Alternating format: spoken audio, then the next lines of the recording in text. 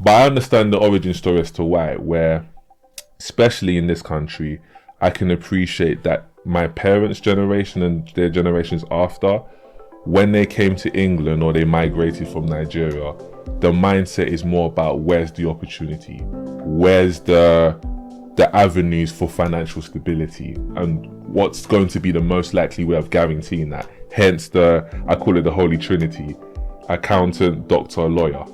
At least with those jobs, they guarantee the financial stability and security, because they're always going to be not just high skilled, but they're always going to be in demand.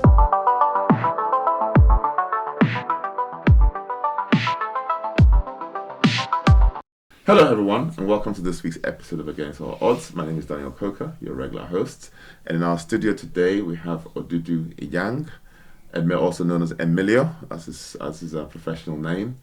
And Emmillio is a professional coach, like a leadership, lifestyle, personal development coach, and he started out actually as a musician.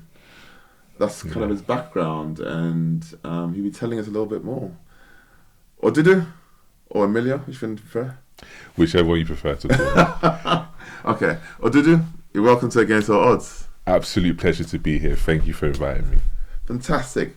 Now, to kickstart our conversation today, I'll ask a few rapid fire questions just to settle us in, and then we'll get into the conversation. Are you a morning person or a late night person? I am more productive in the morning. I do like more of my social time in the evening, but to answer your question, I'm definitely more of a morning person. Good. Favorite movie? The Peaceful Warrior. Okay. Claim to fame? I mean, there's been some positive highlights. I've worked with musicians such as Asher D, which many people may know as Ashley Walters, who's on Top Boy or was on Top Boy. Also worked with Alakai Harley. I think my claim to fame is just being a bright light in every room I walk in. Pet hate? Judgment. Okay.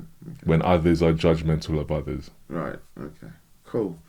Well, tell us a bit about your journey from musician stroke youth worker to what you're doing now, because it's quite a change, and it's kind of happened not suddenly but gradually over a period of time. Yeah, gradually indeed. So before this episode starts, I'd like to ask a big favor. Your subscription means a lot to us, because the bigger this platform gets, the bigger the guests get.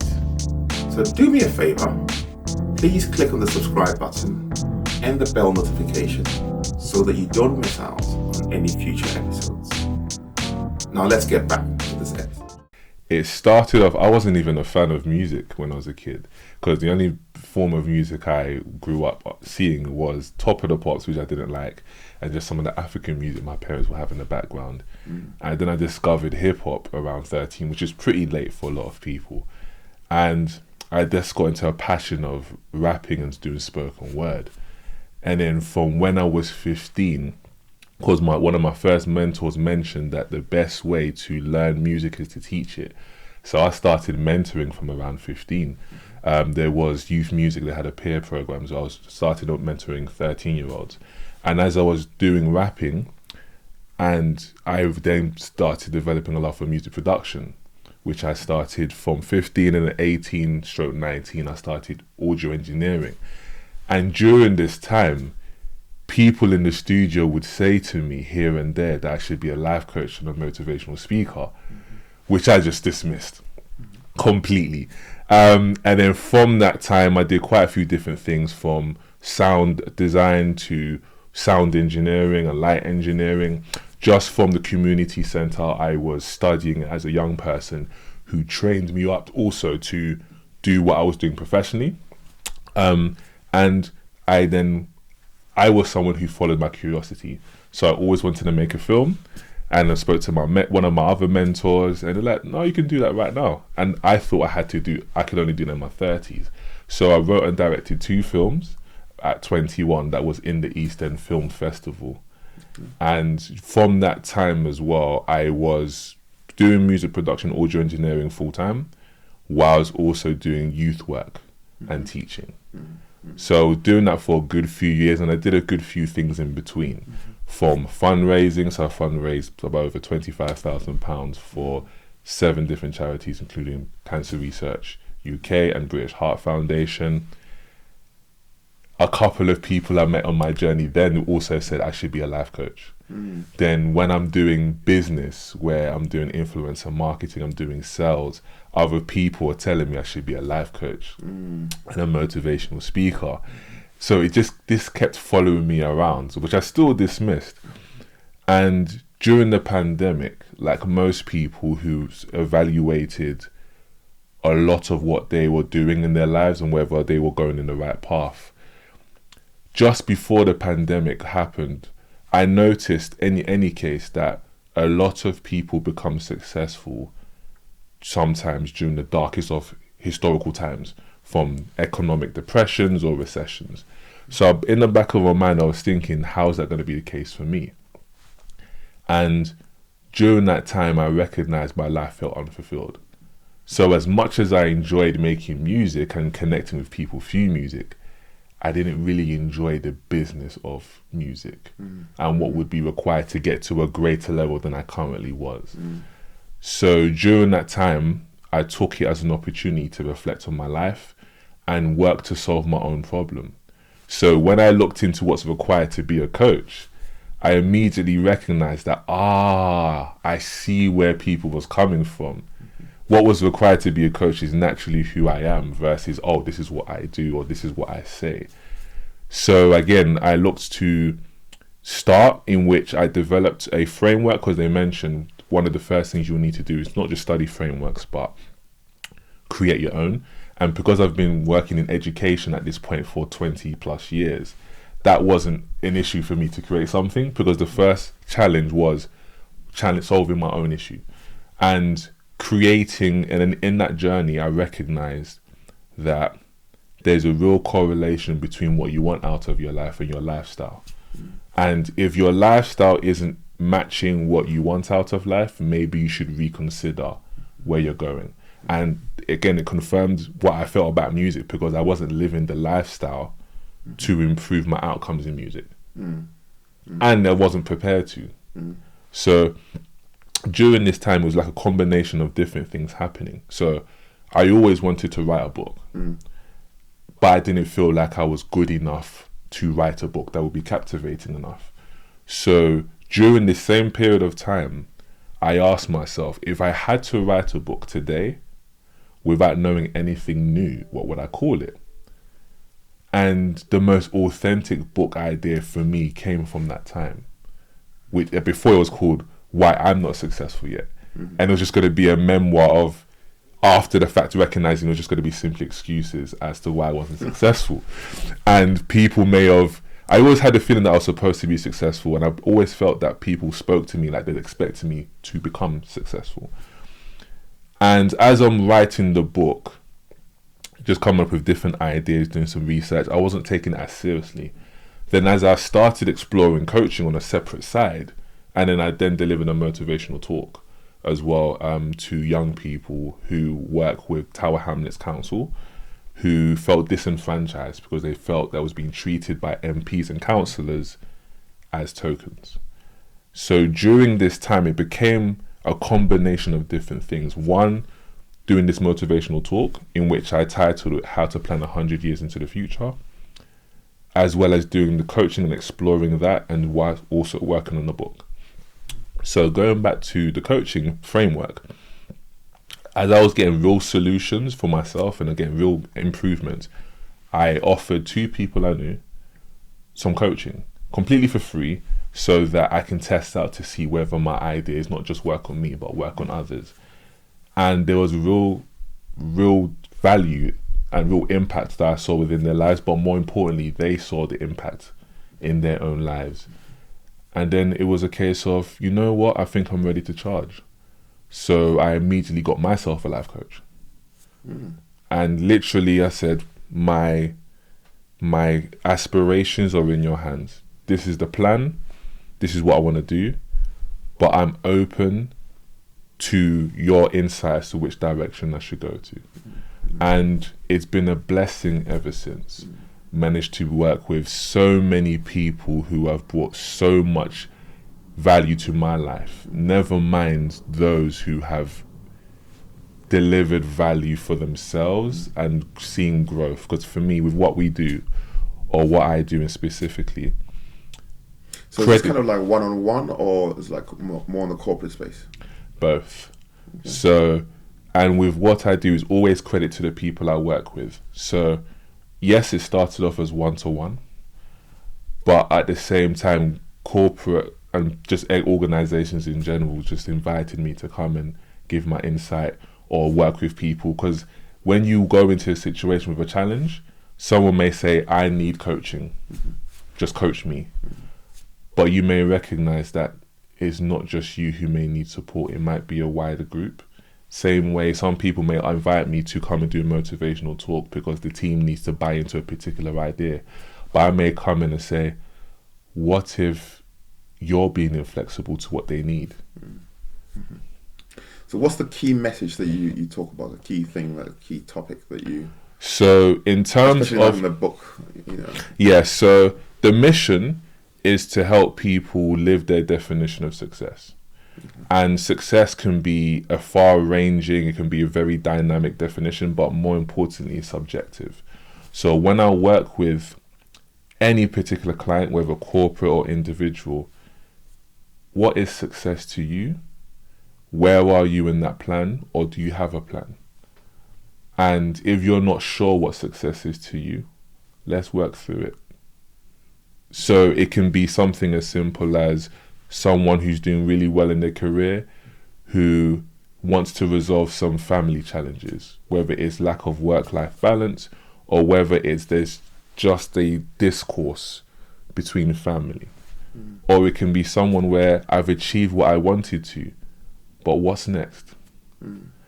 And for me, I love working with people with different challenges, and even in universities that I may not know of, because that's where you get to learn so much about people. And I've been blessed to have a high level of empathy as a quality of mine.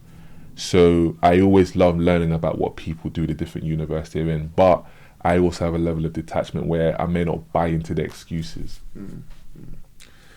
Now, in terms of the first time I met you, I was a bit puzzled, you know, because of your name, right? Emmillio, I was just thinking of Italian kind of thing. Well, we actually met at an Italian event. Yeah. So I'm just thinking, is he one of the Afro-Italian people or whatever it is? And I found out you were just there speaking, effectively.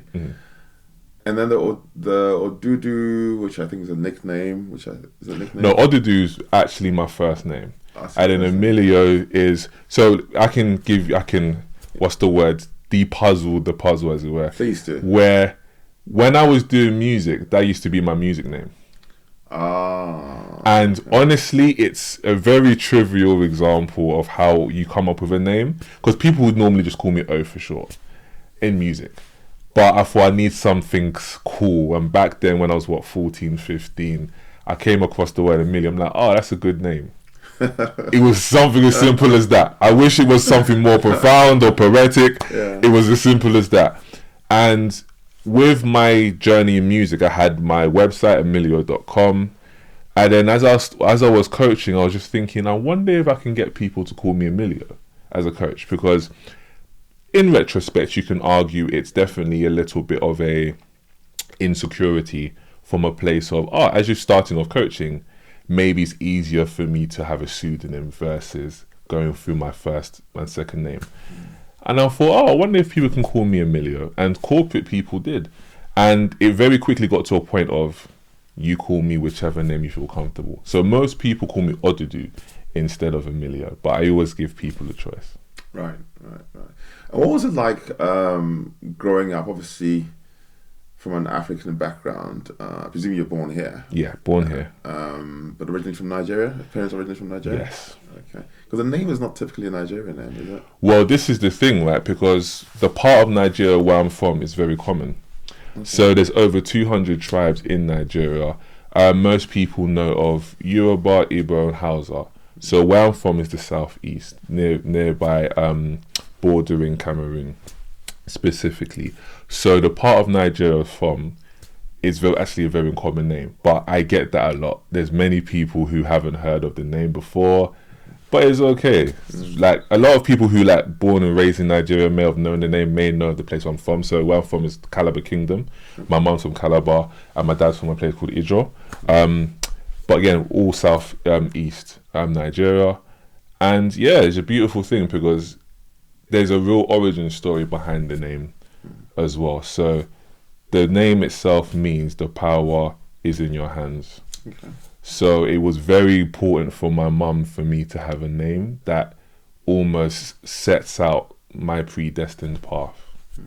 How supportive were your parents when you're going into music, and what kind of upbringing did you have? I'm not sure which part of London, England, you grew up in, and what influences kind of led you down the music scene? Because I mean, in today's world, there's a lot of people of color who do like grime music, which is associated with gangs and other things like that. I'm not suggesting that you were remotely involved in that, but I'm just kind of wondering if there were any influences that kind of led you on that path, and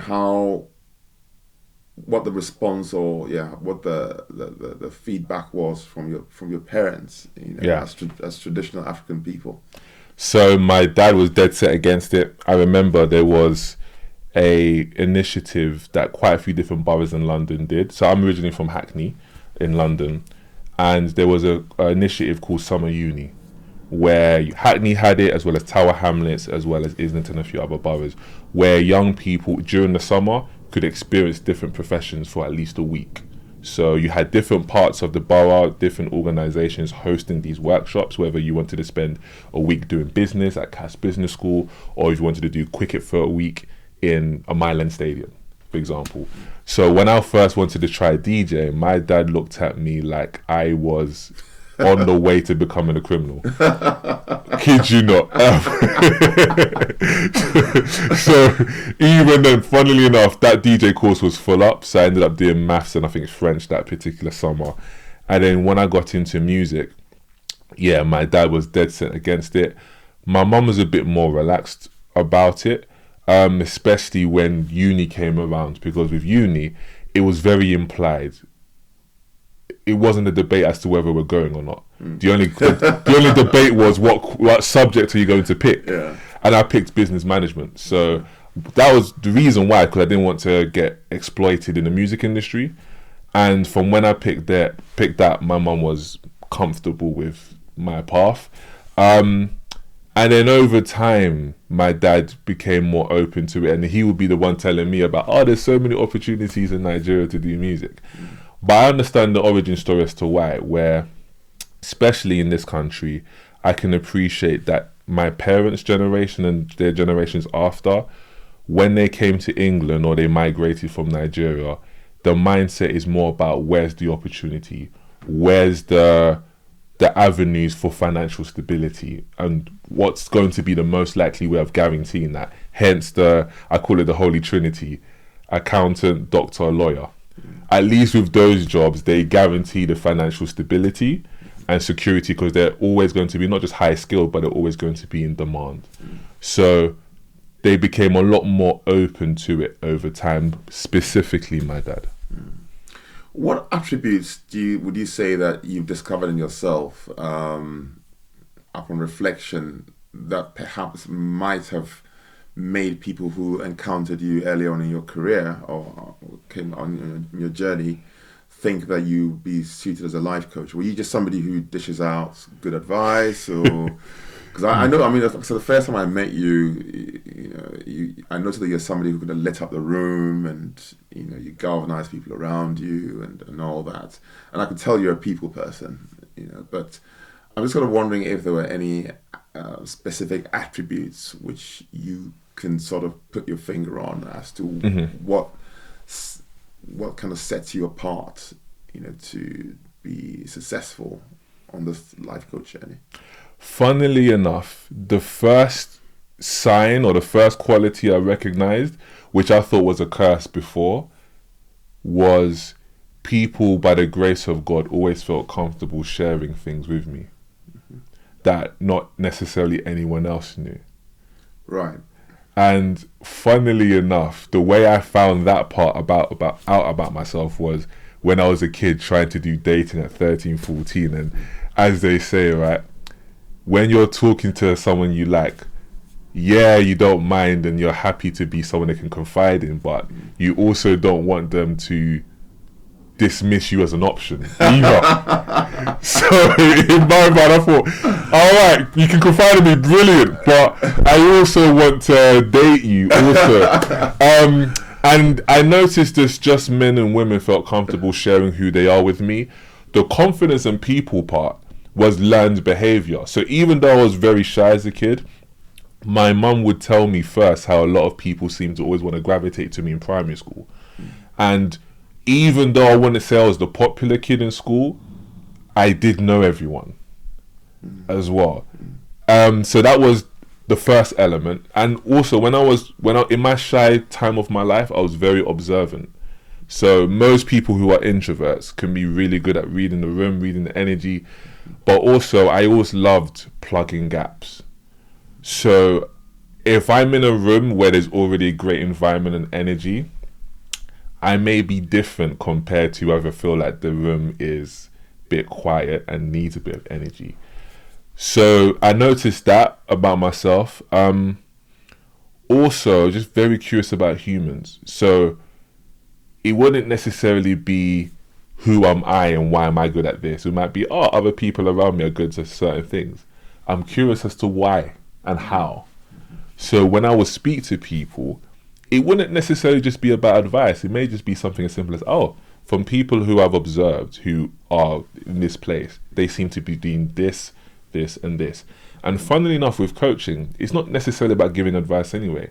That's more consultation, where I've come from an esteemed background, I've achieved already what you want to achieve, therefore I can tell you what to do. Mm-hmm. Coaching is more about helping people solve their own challenges. So even when I'm speaking to someone who's a high level executive talking about a current challenge, it can be something as simple as, all right, if this, compared to all of the challenges you faced, let's say your hardest is a 10 out of 10, what's your number for this challenge? Oftentimes they might say that this challenge is less than what they've experienced before.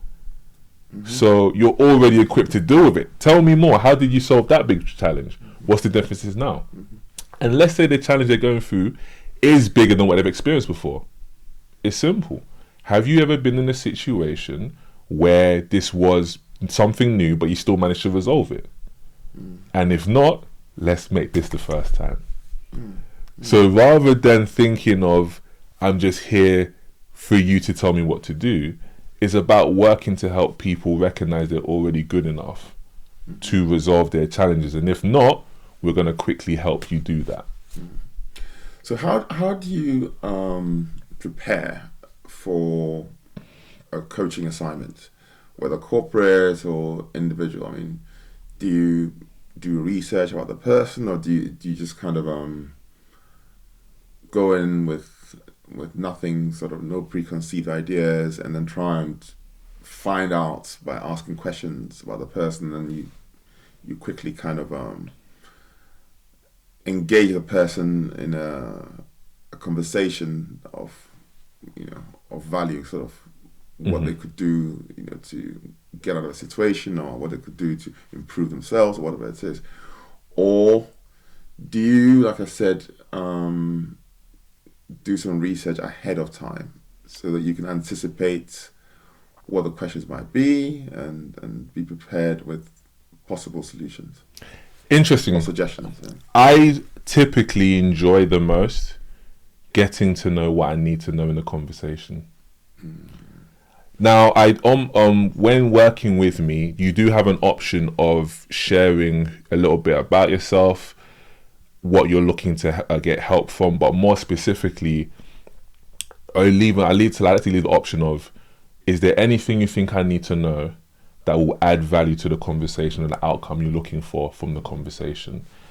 And the reason why I don't really focus so much on the research is I love hearing from the human.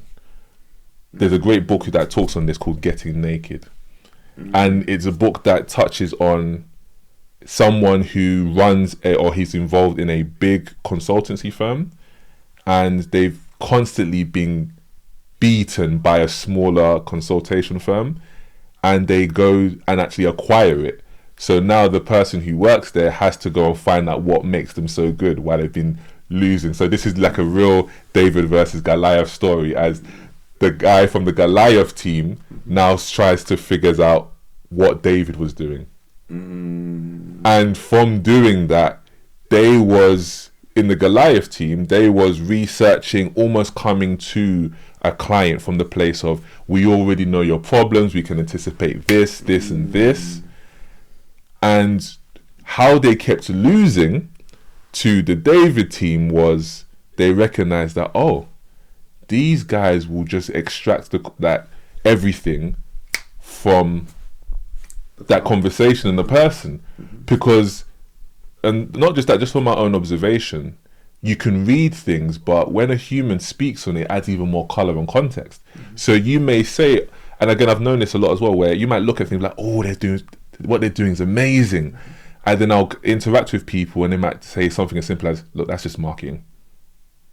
We've been having to fight real fires beneath all of this. That, you know, the whole thing of the iceberg rising to the top of the surface, but you don't know what's going beneath. So there's things that I might lightly look at, but it also depends on the nature of the client as well. So, and because of my experience in youth work, I'm used to responding to what's happening in the room. Just to give a quick example, when you're learning teaching, they will, pardon the pun, teach you to plan by the minute. Give yourself buffer. So this exercise is going to be 7 minutes, maybe worst case scenario 9. We're going to leave 3 minutes for this and that.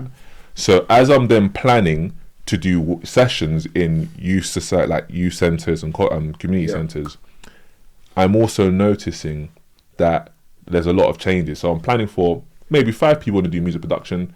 I go there and they say, yeah, those 5 people aren't here anymore, but there's 3 people who want to learn singing.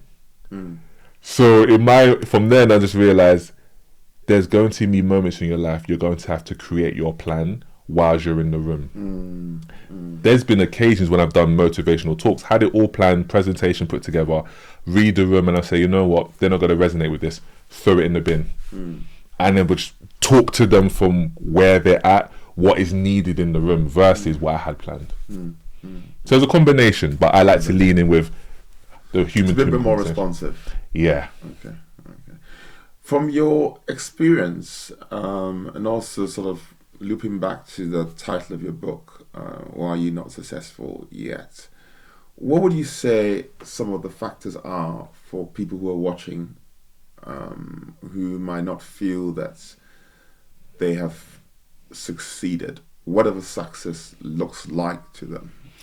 I'm happy to give you all 5. So reason 0 is not recognizing or standing up for your definition of success. Because even with the book, I don't like to make the assumption that you're not successful. You may read the first part of my book and recognize you already are. But what had you asking the question was, maybe you felt pressured by other people's definition of success specifically for you. When it might just be something as simple as, I just always wanted to be a family person. I've already got that. But I felt the pressure to be this millionaire because of what society has told me. And not knowing what success means to you, some people have just gone through life they've gone through life simply from a place of, I'm just here to take care of what I need to take care of. I haven't even thought about what would make me happy. And the great thing about life is you can go and figure that out. Another thing in terms of a factor is not feeling like you're good enough. And that can fall into you not thinking you deserve it. Is that like imposter syndrome and stuff like that? That's a big part of it. So I have I came up with a concept called Tree of Good Enough. So the roots of good enough is to do with your self-esteem. Do you think you even deserve it? The branches of good enough is your self-confidence. What qualities do I naturally have, or do I naturally want to cultivate, that will make me a great fit for my definition of success? So let's say you want to be a teacher, but you're not patient at all. That may affect your self-confidence.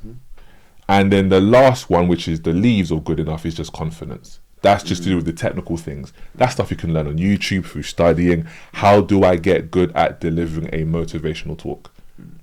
You could literally just take notes and practice. So that can lead to different things. So an example of imposter syndrome would be, if you're good at something from a confidence level and a self-confidence level, but you don't feel like you deserve it, you may feel like you're an imposter. If you feel that, you know what, I do deserve this, but maybe I don't have the technical skills, you may also feel like an imposter. And part of that, one of the things I do with people who feel that is really help them look through what's their origin story. Everyone has a different origin story of imposter syndrome, therefore how you would approach it needs to be different. So an example would be, it might just be, you know what, I got opportunities before I felt like I deserved it. Maybe I got opportunities before I got the qualification. So one of the things to help resolve that is, one, be grateful for those opportunities. Two, you may have got those opportunities because you had the core qualities, not the technical things. Three, one of the things that can maybe help you is being open to learning what you need to know. So part of my story has been, I've got opportunities because people have taken a liking to me professionally, and I was prepared to learn what I didn't know. So I wouldn't go into an opportunity thinking I deserved it and I'm already good enough because someone brought me in or someone invited me. I would recognize and put myself in their hands to say, wherever you think I need to go learn, I am prepared to do just that. Great. How important would you say it is for people going on any journey to have either a mentor, or, because like in your case you actually went and got a life coach, and I believe that was beneficial because that sort of, there was a lot that you must have learned from that person. 100%. But then some people basically don't have the benefit of mentors. Some people don't even know that, or some people think that they can't afford a life coach, and I don't know what a life coach charges per hour or what it costs. But then some people might think, oh, this is beyond my reach, this is kind of out of my league. But then having made that investment, they might actually realize that, the results are a good return on investment, So how can you convince somebody who's watching, who probably hasn't considered having a life coach or whatever, that it's actually beneficial? Well, to address the first point you mentioned, I've been blessed to have quite a few different mentors across different parts of my life, across different elements of my life as well. And the value's been immense. You don't necessarily need a life coach. All you can do as well for a start is to be clear on what you want, even if you're trying to figure out what you want. As you vocalize when you're out in your day-to-day life what you need and want, you will attract people who are happy to help. The reason why I give so much of my time for free and I'm so generous with my own insight is because I was blessed to have many people do that for me when they had no reason to, or should I say they didn't have to. From the sides of music to people I've known in business to people anywhere and everywhere in between, and being naturally curious. So what I would say to people who are even thinking about wanting to improve their own lives is just ask yourself, is there anyone in my phone book who has elements of their life to a place I would want to get to? And just pick up the phone and say, you know what, I really admire what you are doing with this, or really admire elements of who you are. I'd love to just invite you back for some coffee or tea or somewhere to eat, just to hear your origin story as to how you got to that place, if you don't already know it. And just having a network of people who you recognize as really being someone you admire in a particular category. I have someone who I admire from the place of their work-life balance is amazing. When they need to leave, they are leaving. Their family life is their family life. Right. There's no debate. As much as they love what they do, that discipline's amazing. Okay. And there's other people where, you know what, I just really love how you just zone in on your financial discipline. Mm-hmm. Not even bringing income, because I know people who make money, but they may not be great on their financial discipline. So it starts off from that place, and if you don't have it, just go out in the world and look for them. There's people who are happy to give their time for free. It could just be something as simple as, I like you as a person, I like where you're trying to get to, I just want to help. So even with coaching, a lot of times when I work and speak with people, it's just great conversations. Then it will be for them to say, you know what, how much do you charge? Then we can have the conversation. But the point is, even because that's the first thing, because the same way when people ask why should someone get a coach, this is not about me telling you work with me for these reasons. All I can ever do is invite you to a conversation. That experience will tell you whether we're a good fit or not. Same way on my side as well. But the value of coaching can be as well the fact that someone's detached from your universe, so they can really give an objective. You can see things from a different perspective. Yeah.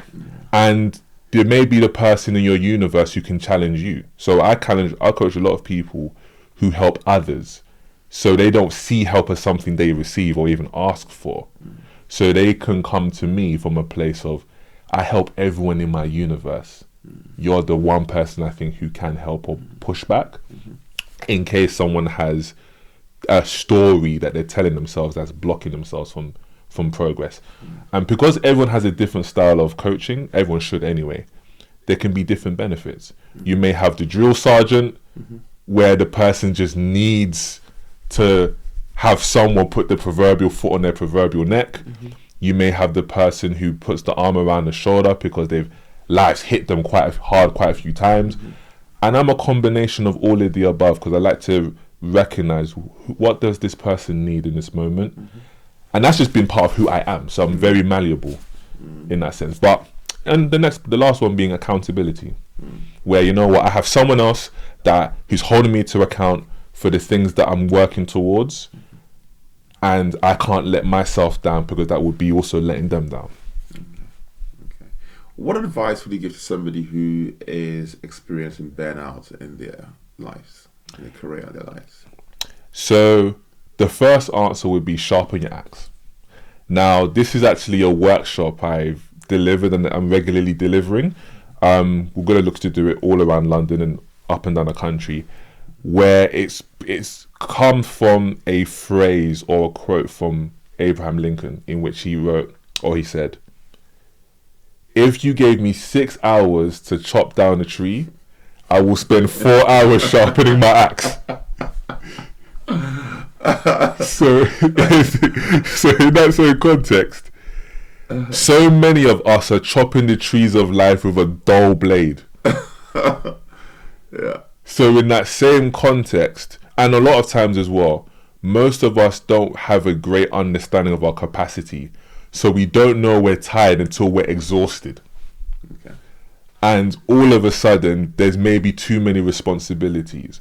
So understanding energy is a great part of burnout. So there's 4 forms of energy, just for the sake of simplicity: physical, mental, emotional, and spiritual.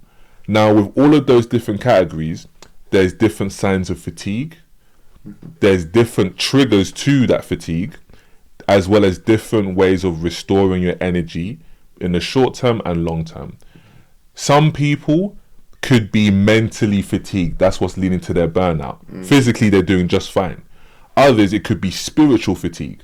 So it doesn't matter how much meditation I'm helping you with. Yeah. If you feel like you're fundamentally doing the wrong thing in your life, that's going to drain you far more than any yoga stretch.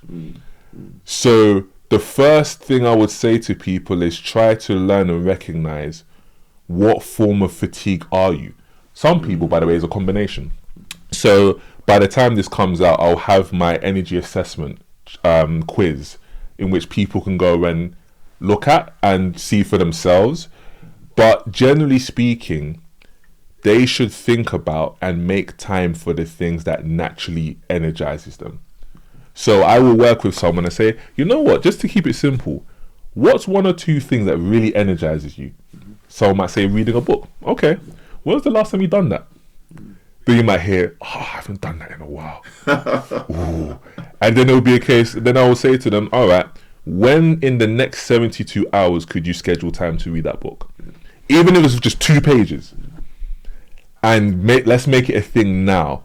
Most people, when they get into low energy reserves, they can feel like, I don't have time to do this. I don't have time to do that. I have to fix this emergency. But a deeper level of confidence is to bet on yourself. Take your 8-hour sleep to say, you know what? I bet tomorrow I'm going to have a better quality 8 hours of work than if I try to work throughout the night. Okay, cool. What do you do to relax? Well, reading. Love reading. I do a lot of audiobooks, but I love to read physical books because it takes my eyes and ears away from the screen or any form of digital technology. I love taking walks, especially luckily enough I live by a canal, so I'll walk to Victoria Park, which is about a 30-40 minute walk, and I'll just be by water and like ducks and geese. Having great conversations helps recharge me a little bit, just hearing more about someone's life and journey.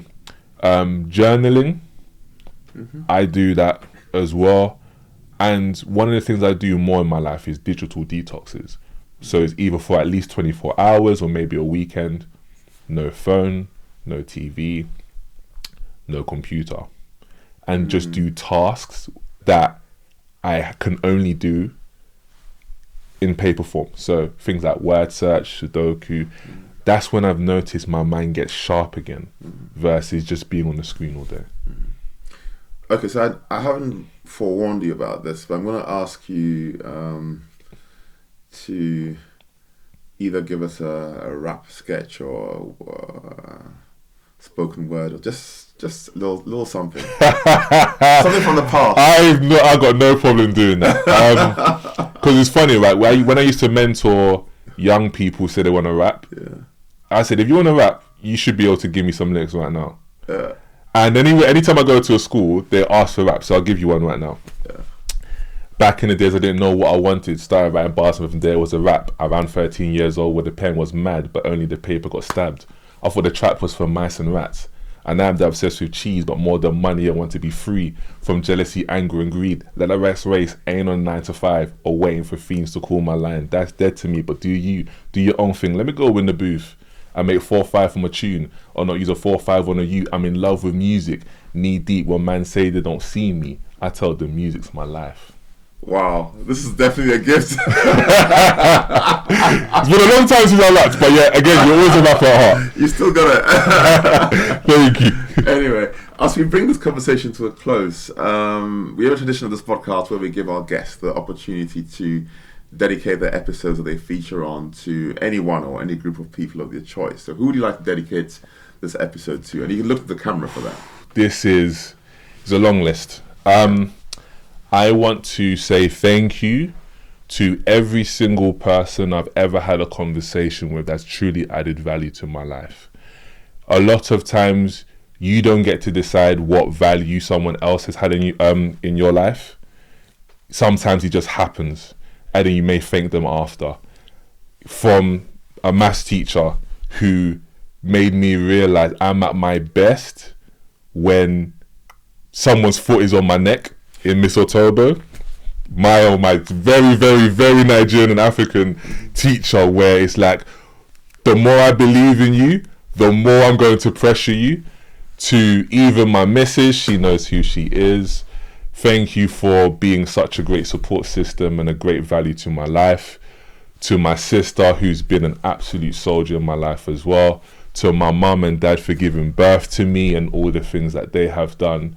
To all of the young people I've mentored, I'm so proud of all of what you've done, all of what you've tried, and all of what you've managed to pull off. Thank you to yourself as well, from the great conversation we had when we met, to even just the conversation we had in the car on our way here. And the big thing for me is being present and being grateful for what you have is also what allows you to have a bigger blessing further down the road. All of my mentors, from Wade, Trini Austin, to Rob Lungu, to Sam Johnson, to Bobby, to so many others that I'm leaving out. I could almost take a whole hour on thank yous alone. I'll leave it there. But everyone else who's ever known me, I remember each and every one of you, and I'm grateful. Fantastic. I'd also like to take this opportunity to thank our sponsors, Alexander Ash Consulting and Consulting Professionals Limited, for making this episode possible. Odudu, it's been a pleasure and a delight talking to you on this podcast, and I'm sure our guests will have many things to take away, and not just take away, but to work on. Pleasure's been mine. And if you've enjoyed this conversation, please like this video, leave some comments in the comment section below, share and subscribe. And we'll also leave contacts in the contact section below where you can get in touch with Odudu. I think also on LinkedIn. Yes. I actually have one request as well. Sure, go for it. For everyone who's going to put in the comments. Yeah. My question to you is, on a scale of 0 to 10, how successful do you think you are? Wow. That's. Let's see what the response is. But thank you very much. And, Absolute pleasure. See you next week. I'll enjoy this. It's good.